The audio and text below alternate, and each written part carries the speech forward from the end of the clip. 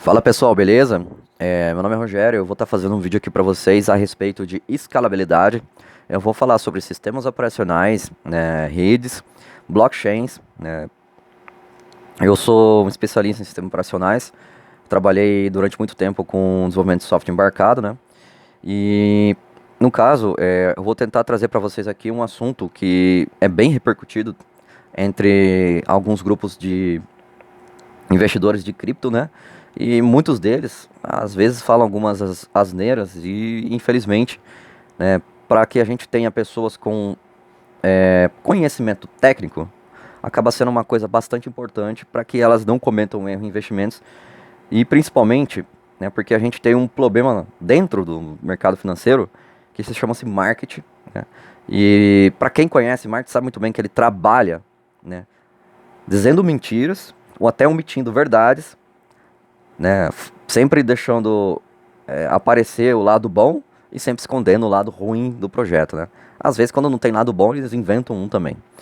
E uma das coisas que o marketing está fazendo hoje é mentir sobre a escalabilidade. E tem muita gente que já está doutrinada nisso, não entende da parte técnica, não trabalha com a parte técnica e, infelizmente, está defendendo uma coisa que não existe, né? É complicado, que isso está virando uma espécie de religião. As pessoas precisam entender a tecnologia. A computação ela é baseada em matemática. São de modelos matemáticos, portanto, existe lógica por trás disso. As coisas não são desenvolvidas com magia, né? Nada disso. Então, quando você não entende da área, não tem o que falar, né? Para quem é defensor da descentralização e da distribuição, né, que é o que todo mundo defende quando vai investir numa blockchain, eu acho que se você investe em blockchains e está comprando criptomoedas, você está fazendo do jeito errado. Se você quer realmente colaborar com a descentralização e distribuição, você tem que minerar. Entendeu? Esqueça investimentos porque você não está entendendo nada. Você está defendendo uma coisa que você não entende. Sobre a escalabilidade, é um problema matemático, é um problema que não foi resolvido, né, nem nos últimos 200 anos aí, que até hoje. Caso foi resolvido aí nos últimos 5 anos, 10 anos, eu não conheço a solução, entendeu? Mas eu vejo muita gente oferecendo soluções de escalabilidade para sistemas de blockchain e nunca vi essa mesma solução sendo aplicada para sistemas operacionais. Portanto, né, eu de antemão eu tenho um certo preconceito quando alguém oferece uma solução de escalabilidade sem ter como provar isso através de um modelo matemático. Sem modelos matemáticos, meu amigo, não dá para provar nada. Então a gente tem aqui, por eliminação, todos os projetos que oferecem soluções para melhorar a escalabilidade, dá para dar uma estudada.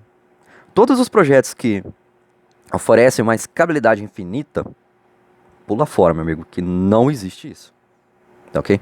O problema da escalabilidade é que você tem recursos infinitos, né?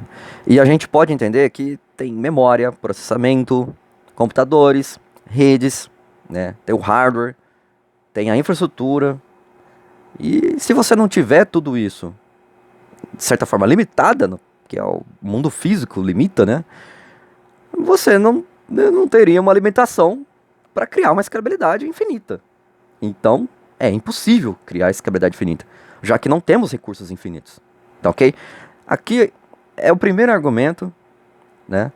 Com base em estudos de modelos matemáticos desenvolvidos para essa finalidade. Tá ok? Isso aqui não é marketing. Não estou vendendo para vocês alguma coisa. Eu não tenho interesse em te dar nada, em nem te vender nada. Entendeu? A única coisa que eu quero é que, se as pessoas tiverem capacidade técnica de avaliar projetos, muitos desses projetos vão deixar de existir. E realmente, tem muitos projetos que estão vendendo uma coisa que não entregam. Sobre a escalabilidade, a gente pode trazer isso, né, de certa forma, para o mundo da engenharia civil. Mas antes de falar da engenharia civil, vamos falar primeiro sobre desenvolvedores. Desenvolvedor de software não é aquele cara que faz tudo, não é um mago, não é um nerd. Desenvolvedor de software, ele tem várias classificações. Então você tem desenvolvedor de software que trabalha com sistemas operacionais, outro que trabalha com redes, um que trabalha para poder fazer criação de protocolos, entendeu? Outro que trabalha desenvolvendo interfaces web, né? Assim como você tem na engenharia civil o engenheiro, o arquiteto, o pedreiro, o pintor, o eletricista, o encanador. Você também tem desenvolvedores que trabalham cada um na sua área, entendeu? Então, os trabalhadores da engenharia civil, eles têm nomes específicos de acordo com a sua área, entendeu? Na área da computação não tem muito essa diferença, entendeu? Então, qualquer um pode ser chamado de desenvolvedor. Portanto, eu acho interessante que não use a palavra desenvolvedor, mas sim procure saber a especialidade daquela pessoa. Eu, por exemplo, sou especialista em sistemas operacionais embarcados, eu trabalho com redes também, já trabalhei com inteligência artificial, já trabalhei com criptografia, e estrutura de dados e problemas matemáticos são da área da computação também, mas normalmente ligada para sistemas operacionais. Então é esse o meu interesse de trabalho, entendeu? E com blockchains não é um pouco diferente, né? Exceto que você vai ter camadas de criptografia que ajudam a tornar o sistema muito melhor. O que um arquiteto de redes, por exemplo, de protocolos, vai usar para poder proteger comunicação entre duas pessoas, por exemplo, né? Então a criptografia, ela acaba sendo uma ferramenta para essas pessoas. E não uma solução que vai resolver todos os problemas do mundo. Não existe isso, entendeu? O negócio é muito complicado. Então, quando a gente entende essa diferença, fica mais fácil de você entender que muitas das pessoas não têm qualificação nenhuma no mercado de estar falando sobre blockchains. Então, tem lá os investidores e os marqueteiros. E, infelizmente, não dá para confiar nessas pessoas. Se você estava confiando em pessoas assim até esse momento, eu acho melhor você procurar pessoas que estão mais ligadas à área técnica para você realmente saber no que você está investindo. Tem muita coisa que, infelizmente, não vai entregar aquilo que está prometendo. E não é por conta que os caras não tiveram a capacidade técnica de chegar lá onde eles prometeram. É porque realmente não existe tais condições de fazer isso. Então, se você está confiando que alguém vai fazer um projeto que vai atender às necessidades de resolver o problema mundial, é complicado. Eu diria que você hoje foi enganado, tá? Bom, falando sobre a escalabilidade, né? A gente tem aí soluções de escalabilidade, por exemplo, Solana, né? Que tem vários processamentos de transações por segundo. A gente tem Cardano, que não consegue processar tantas transações, mas diz que é uma blockchain de terceira geração. A gente tem Radix, que vai resolver o problema da escalabilidade infinita, sei lá como é que ele vai resolver isso. Também é um projeto que eu tenho muito preconceito, principalmente porque a parte matemática, os modelos matemáticos eu não consigo ter palpabilidade, né? Ter a tangibilidade disso. Eu ainda não vi aplicação ainda desenvolvida em cima disso. Então eu fico assim com os dois pés atrás e penso, poxa, tem gente que tá acreditando nisso e tá formando comunidade disso como se fosse uma religião, cara. E dentro do mundo cripto, o que mais tem é fanático religioso. E isso não agrada muito. A escalabilidade, cara, depois que você entendeu essa introdução aqui, e espero que isso aqui ajude você a entender melhor o que eu vou falar daqui pra frente, ela é como se fosse, né, uma rodovia. Você conhece alguma rodovia que assim que você sai da garagem da sua casa, você já coloca teu carro em cima dela e já pode trafegar para qualquer lugar do mundo? Não, não existe. Por quê? Porque a gente tem recurso.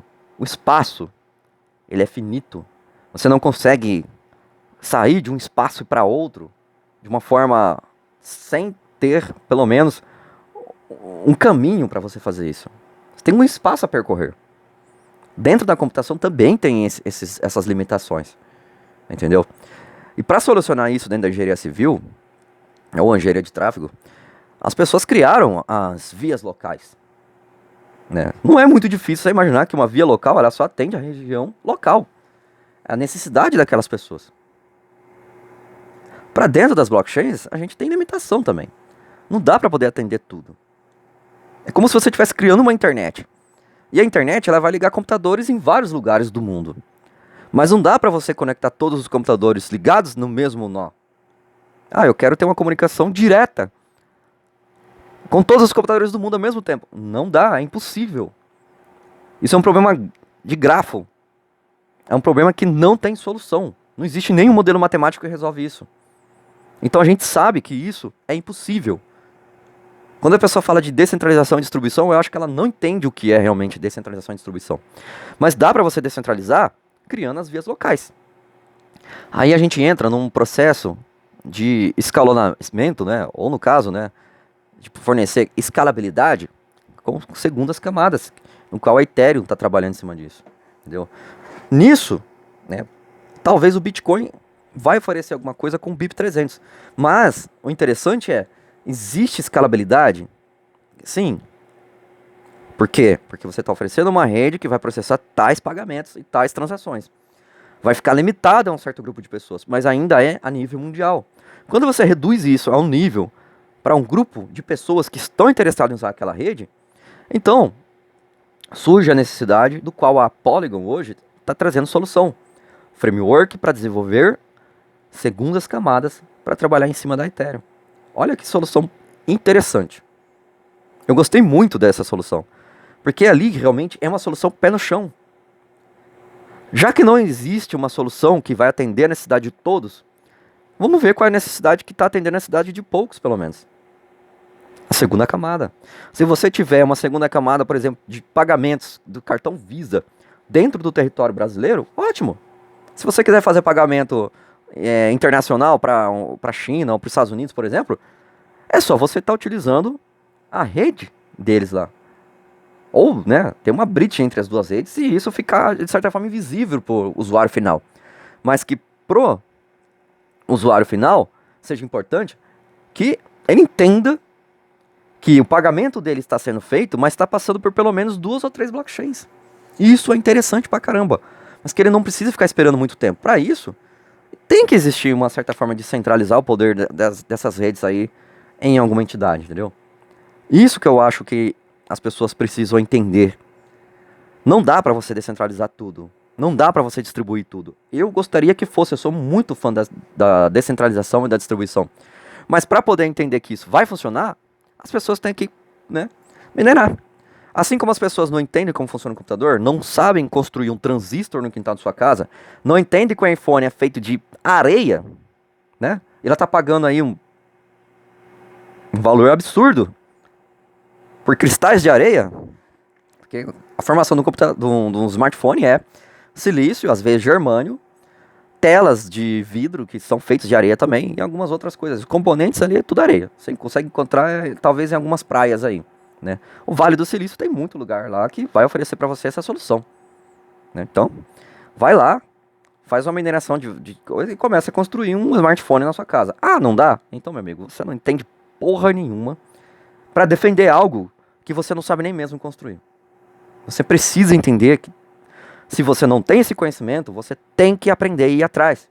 Senão você vai ser enganado pelo marketing falso dessas empresas, dessas entidades que vão estar vendendo coisas como Radix, ou Cardano, ou Solana, que não oferecem soluções definitivas, mas oferecem um marketing agressivo para você gastar seu dinheiro com eles.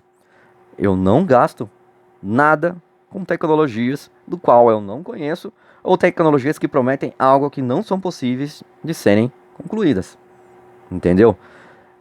Cara, eu acho engraçado que, mesmo com tanta tecnologia existente hoje, menos de 1% da população mundial entende como essas tecnologias são construídas e tem o poder de construir elas. Mais de 99,99% das pessoas no mundo não tem a mínima ideia de como fazer isso. Chegam a pensar que é mágica. E não é. É pura matemática. Entendeu? O problema da escalabilidade, cara, eu não sei se ficou bem claro para você, eu já usei vários exemplos aí, vários argumentos. Ele só pode ser resolvido se você quebrar um problema em frações menores. O sharding pode ser uma ideia interessante? Sim. Mas só vai ficar algo interessante se você transforma isso ou mimetiza isso como se fosse algo parecido com segunda camada. Olha, vamos desenvolver a escalabilidade, né?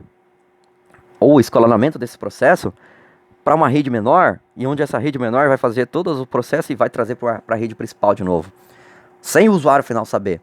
Legal, bacana, se essa fosse a verdadeira promessa do Radix, eu acreditaria que funcionaria. Mas não, os caras querem inventar um protocolo inteiro que vai fazer o shard inteiro com um modelo matemático que, porra, todo mundo ouve falar, mas ninguém conhece. Eu sugiro você pesquisar em alguma universidade brasileira ou até mesmo fora do país, MIT, alguma coisa, algum projeto que fala sobre cérebros e escalonamento de redes. Se você encontrar alguma coisa, tem um modelo matemático, traz aí pra gente poder discutir sobre isso. Eu não achei. Quer dizer que eu sou uma pessoa que não tem capacidade? Talvez minha capacidade esteja limitada, mas eu não consigo engolir esse tipo de marketing, entendeu? Não dá. E a escalabilidade infinita não existe. O que existe, então, hoje, são soluções que propõem segundas camadas que vão trabalhar com regiões mais localizadas para resolver problemas de pessoas que querem resolver problemas mais centralizados. Trabalhar com empresas, trabalhar com grupos de pessoas, ou países, ou até mesmo pequenas sociedades entre pessoas. Aí eu acho que as coisas começam a funcionar de verdade. Ethereum, como é formado hoje, pode se tornar uma das primeiras redes, né, que vão passar o Bitcoin. Com certeza, eu admito para você que Bitcoin está muito atrasado em tecnologia. Ele não tem as capacidades de Ethereum, como trocar as rodas em movimento e fazer coisas muito legais. E isso é importante porque mostra a capacidade da Ethereum de mudar o próprio core, se for necessário, para poder entender as tecnologias que existem, entendeu? Eu acho que Proof of Stake é uma tecnologia interessante, sim, mas é um projeto que serve mais para fazer coisas locais, entendeu? Eu acho que fica mais legal para segundas camadas, entendeu? Para primeiras camadas, eu acredito que fica muito melhor algo como o Bitcoin. Então, se o Bitcoin tiver a possibilidade, né, como um BIP300, de criar redes de segunda camada muito fácil, muito mais fácil do que a Polygon, a ZK-EVM, ou o framework da Polygon vai trazer, então eu acredito que, né, as pessoas vão começar a olhar mais para o Bitcoin do que para Ethereum. Agora, se não for criado isso com o tempo necessário, hábil, a Ethereum vai passar na frente e, infelizmente, bye bye Bitcoin, entendeu? Eu sou desenvolvedor, eu já fiz a engenharia reversa no Bitcoin, eu consigo falar para você muitas das funções que ele tem. E uma das funções que ele não tem é justamente a capacidade de se adaptar. E a gente sabe muito bem que no meio da natureza, aquele que não se adapta é comido vivo, entendeu? Morre. O Bitcoin está fadado ao fracasso? Com certeza. Toda tecnologia é fadada ao fracasso. Mas hoje, se eu for comparar Bitcoin com Ethereum, eu diria que os dois estão fadados ao fracasso, mas Ethereum tem capacidades melhores de se tornar um ser vivo ou um ser tecnológico que vai sobreviver muito mais tempo do que o Bitcoin. Tá ok? Por conta disso. E espero que vocês tenham gostado do vídeo. Se vocês gostaram, deixe seu joinha aí e comentem aí. Se precisar fazer um vídeo contra-argumentativo, faz aí também, entendeu? A gente pode discutir sobre essas ideias que eu falei no vídeo aqui. Valeu, grande abraço.